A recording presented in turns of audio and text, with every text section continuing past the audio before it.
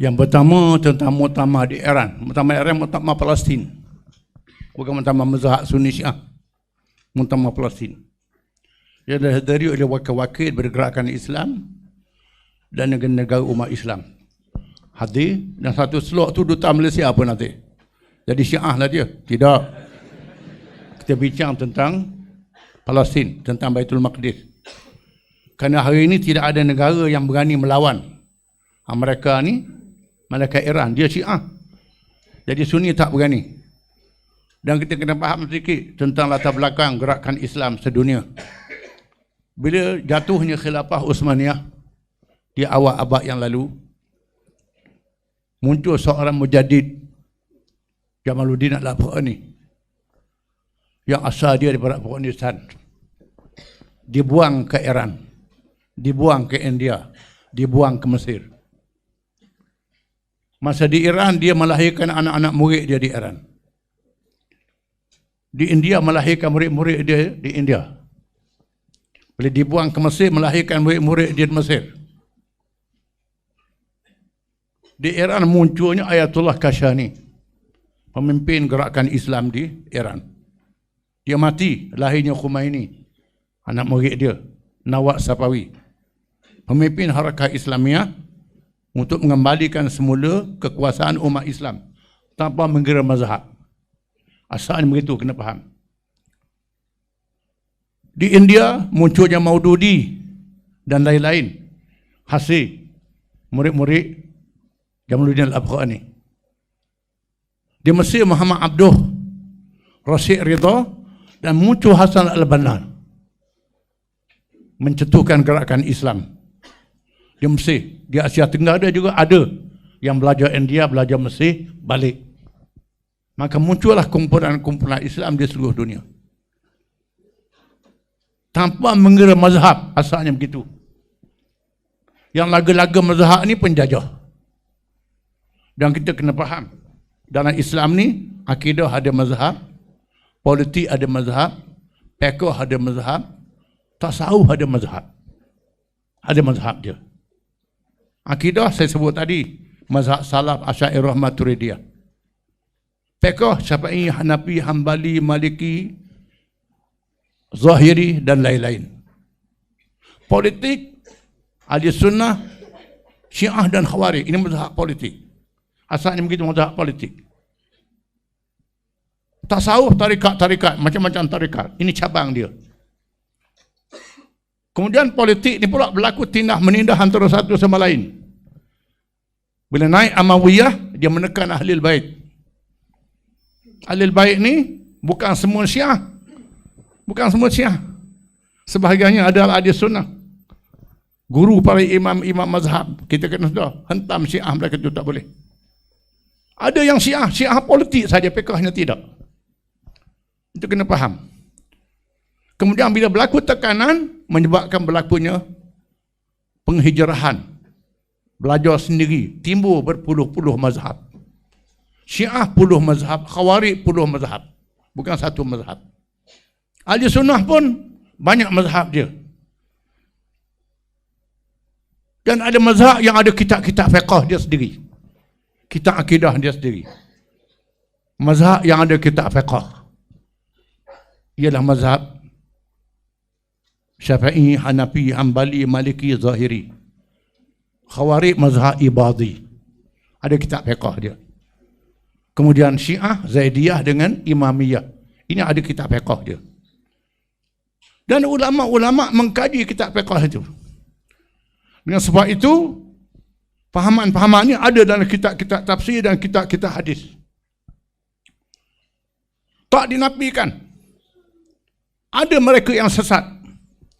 Dalam Syiah ada yang sesat, menganggap Sayyidina Ali Nabi, Quran baru, itu ada. Ahli Sunnah pun ada, ayat pen ni besut. Itu Ahli Sunnah tu. Orang besut. Besut Ahli Sunnah tu. Ayat pen. Ahli Sunnah je ayat pen tu. Jangan kita baca yang ini. Kena baca kitab fiqh dia. Dan sudah ditahqiq dalam Sunan Sittah, Sahih Bukhari, Sahih Muslim, Tirmizi, Ibnu Majah, Abu Daud, Nasa'i, ada 100 orang ulama Syiah dalam sanad dia. Kafir ke Syiah ni? Jangan. Bukhari ambil hadis dia. Jangan main. Saleh bin Hay ada dalam Sahih Muslim. Ini Syiah. Jangan. Syiah politik saja. Fiqh itu lain. Itu cerita. Ada orang buat kajian. Syiah yang melampau di era ni ada 3% saja. 3% saja. Yang ada melampau. Dengan sebab itulah Malaysia panggil orang tanding musabaqah Quran. Jadi Johan pula tu. Ini kita kena faham. Ini. Syiah Fiqh dengan Syiah Harakah Islamiah ini lain. Maka muncul Hasan al-Banna di Mesir. Muncul Khomeini. Khomeini berjumpa Hasan al-Banna, berjumpa dengan Khomeini, jumpa Hasan al-Banna. Syed Qutb dengan Nawab Safawi. Dia bertemu. Sama-sama berjuang Islam untuk kembali semula pemerintahan Islam. Di mana mengikut politik antarabangsa, dunia barat menganggap kalau muncul kuasa Islam sangat bahaya. Kalau muncul di Turki jadi kuasa besar, Mesir jadi kuasa besar, Indonesia jadi kuasa besar, Pakistan jadi kuasa besar. Ini politik. Kerana mereka mempunyai aset penduduk yang kuat. Kalau mereka bangkit jadi kuasa besar, majoriti orang Islam adalah Sunni. Mereka biarkan Iran. Iran dianggap tidak penting. Maka dipelihara Shah. Shah dipelihara. Segala teknologi, kekuatan senjata diberi pada Shah dalam perang dingin antara blok Barat, Amerika dan Eropah, Rusia dan China. Senjata dilonggokkan di Iran. Shah menjadi polis untuk mengawal negeri Arab. Itu politik antarabangsa yang kita kena sedar. Dia tidak menduga. Dia tekan Mesir, dia tekan Turki, tekan Indonesia, dia leburkan. Muncul kebangkitan di Iran. Jatuhnya Syahran mengejutkan. Bila Khomeini menang, apa dia buat? Yang pertama, haramkan Israel. Yang kedua, satukan orang Sunni dan Syiah. Saya belajar di Saudi. Masa saya belajar dulu, orang Syiah pergi buat haji, dia semayang berasingan. Dia semayang berasingan pokok dia. Khomeini mengarahkan supaya orang Iran semayang semua dengan ahli sunnah di Masjid Mekah. Dia arah begitu.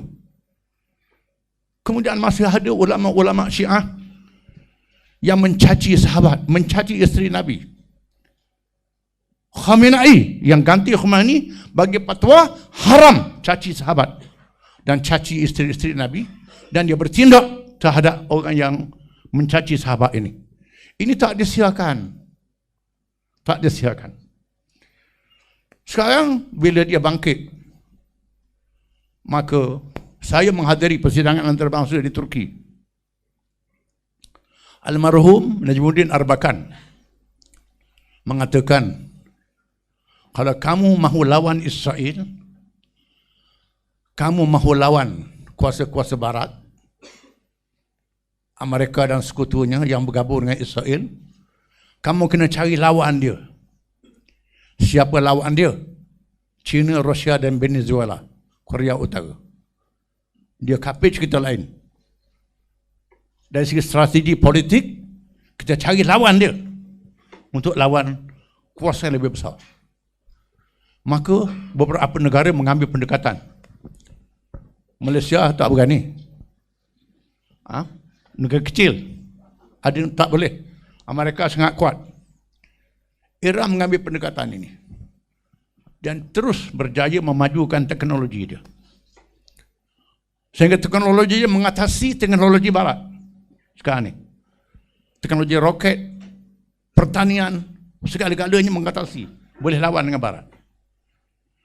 Dan dia buktikan membantu Hamas. Hamas ni Sunni ke Syiah? Sunni. Tanzim Jihad Sunni ke Syiah? Sunni. Hizbullah Syiah. Dia beri senjata. Dia beri senjata kepada Hamas, beri senjata pada Tanzim Jihad. Saya dedah malam ini walaupun saya tahu, patut tak beritahu. beri senjata pada Hezbollah, dan senjata ni tak boleh dilawan oleh Israel. Segala senjata yang mereka gagal menghadapi ini. Sekarang bagaimana? Senjata ni lalu kok mana? Lalu kok Yaman, lalu kok Sudan, lalu kok Mesir, lalu kok Syria, lalu ke Iraq. Caranya kacaukan negeri ini. Dihura-hurakan Mesir, dihura-hurakan Yaman, dihura-hurakan Sudan, dihura-hurakan Syria, dihura-hurakan Iraq. Caranya apa? Caranya yang pertama, mazhab.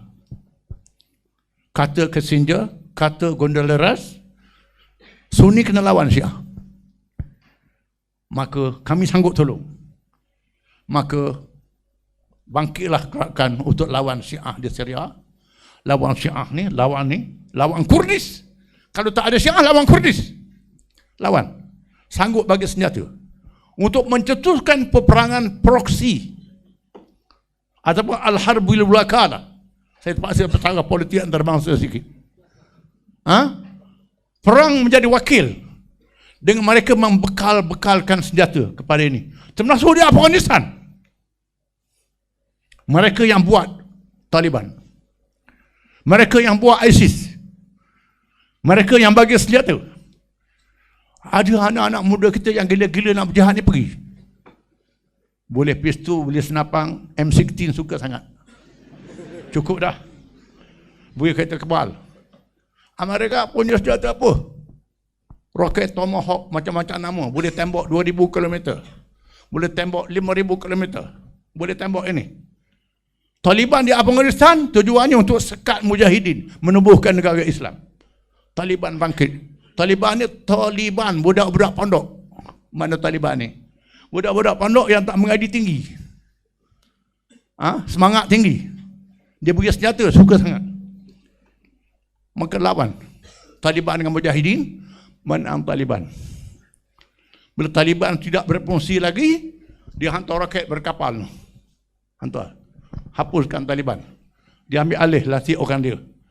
ISIS pun sama juga.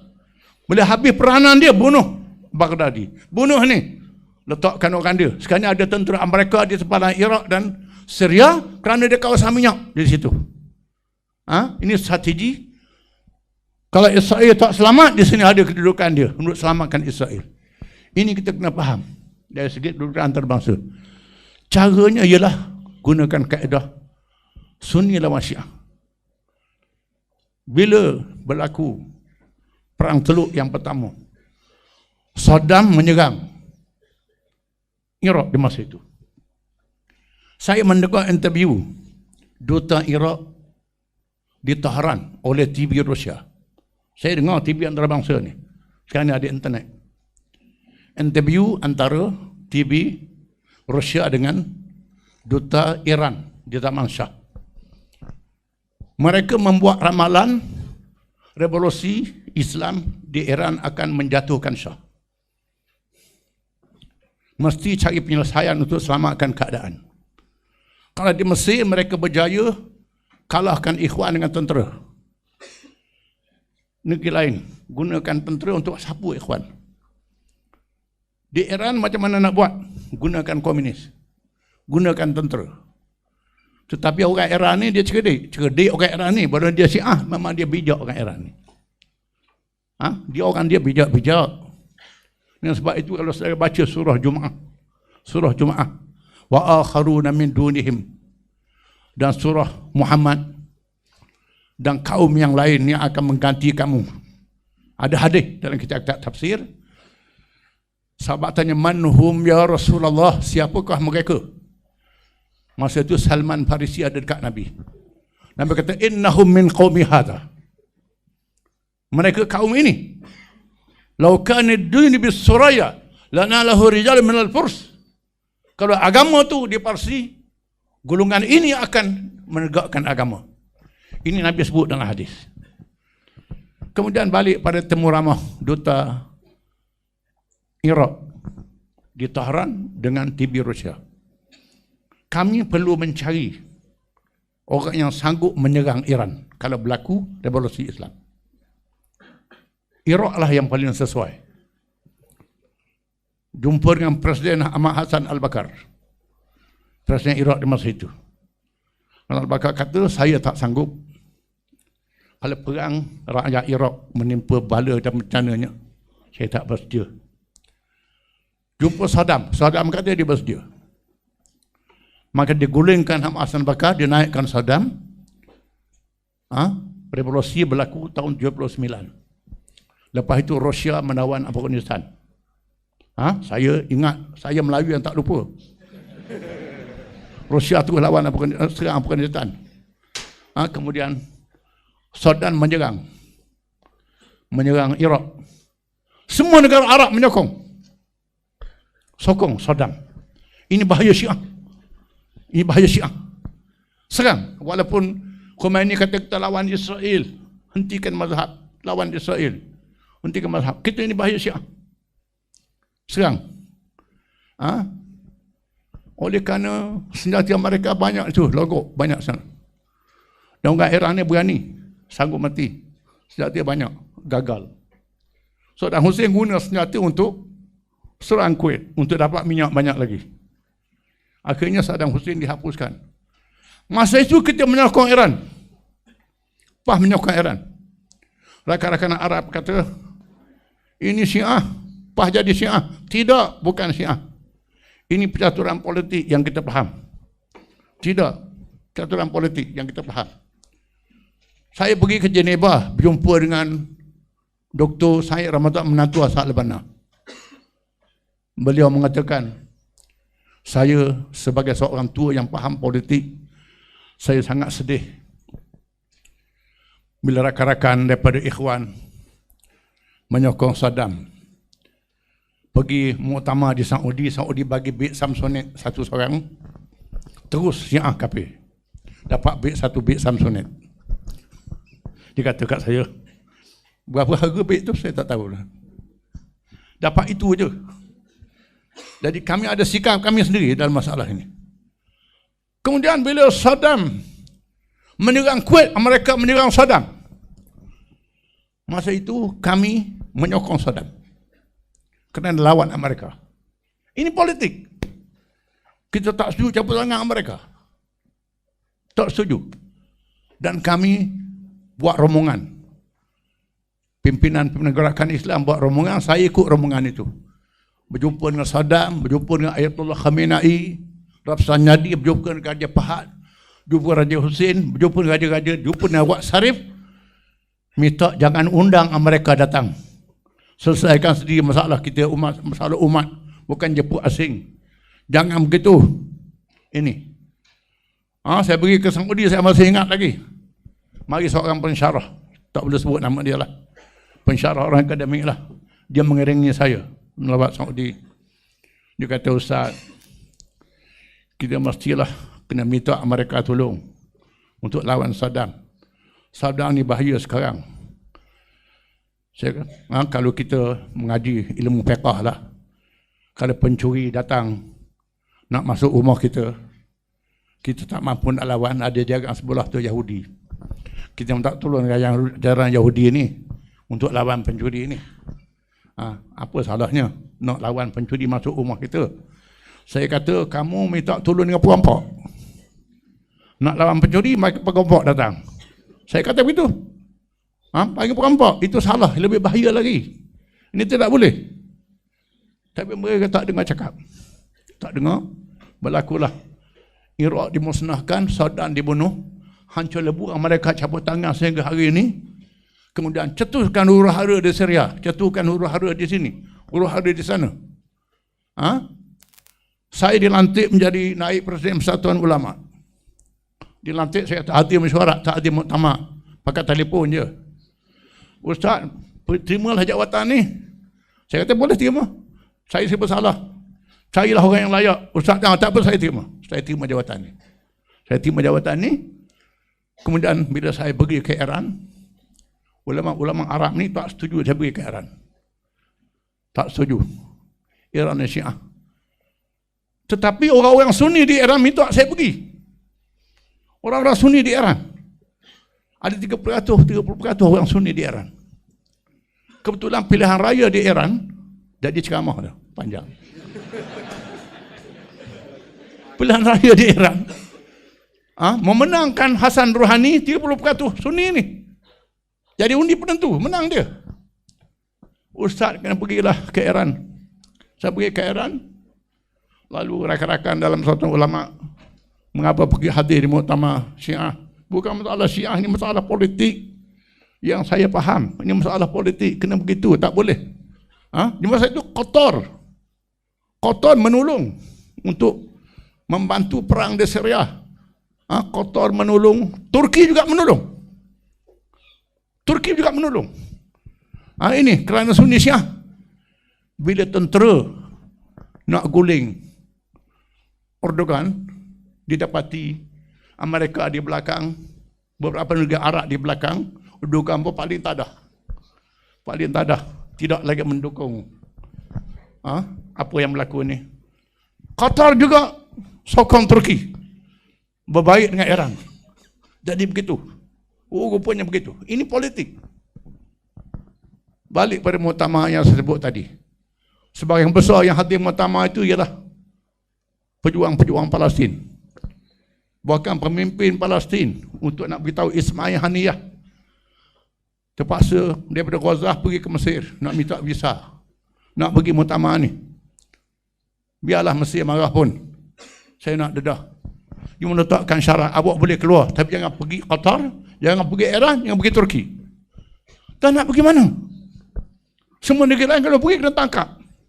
Ini dia. Ini suasana yang kita hadapi pada hari ini. Jadi sekarang kita kena sedar bahawa masalah Sunni Syiah ni bukan satu masalah yang tajam sangat, masalah kita nak lawan Israel. Saya menyertai rombongan jumpa dengan Hasan Nasrullah, Syekh Agung Hizbullah, bersama dengan Dr. Yusuf Qaradawi, bersama dengan Muhsin Awaji, Dr. Muhsin Awaji daripada Saudi, kena tangkap di dalam penjara. Daripada Algeria, kami berempat pergi berjumpa Hasan Nasrullah, jumpa untuk menyokong Hizbullah melawan Israel. Hasan Nasrullah kata, kami sedih, kami lawan Israel, tapi rakan-rakan Sunni tuduh kami ni kafir lah, Syiah ni kafir, macam-macam. Beginilah, mari kita lawan Israel dulu, lepas tu baru lawan Syiah. Dia kata ke Syekh Qaradawi, mari kita lawan Israel dulu, lepas tu bunuh kami Syiah ni, baru kita perang. Ini, lepas tu kita hadap Israel dulu. Ini kena faham. Yang suruh lawan Syiah ni mereka, Henry Kissinger, Condoleezza Rice, Colin Powell, bekas jeneral mereka, menasihatkan Arab supaya lawan Syiah. Kami sanggup tolong orang Sunni. Lepas tu barulah kerajaan, lepas tu barulah syekh-syekh bagi petara. Ustaz-ustaz sini pun ikut syekh di sana. Ini kerana tidak memahami dan mendalami percaturan politik antarabangsa. Apa yang menarik ialah orang Syiah selepas revolusi di Iran, mereka berijtihad sendiri. Mereka tubuh majlis ulama yang berijtihad buat pilihan raya. Nak pilih presiden kena pilihan raya. Nak pilih ahli majlis syura mesti dipilih melalui mesyuarat. Ini bukan mazhab Syiah ni. Dia sudah balik pada Sunni. Saya bimbang. Dr. Syekh Halim tahu Mesir, sejarah dia, Mesir ini sebuah negara Syiah. Ini seperti Azhar ni seperti Syiah. Buat Azhar tu nak siapa Syiah. Mesir jadi Sunni. Mesir daripada Syiah jadi Sunni. Saya takut bimbang, Iran ni bertukar jadi Sunni. Kita jadi apa? Kita jadi apa tak tahu. Akan bertukar jadi begitu. Ini suasana politik dunia akan berlaku begitu. Tidak mustahil akan berubah jadi begitu. Kerana mereka mengkaji kitab-kitab politik untuk membuat perubahan dalam negara mereka.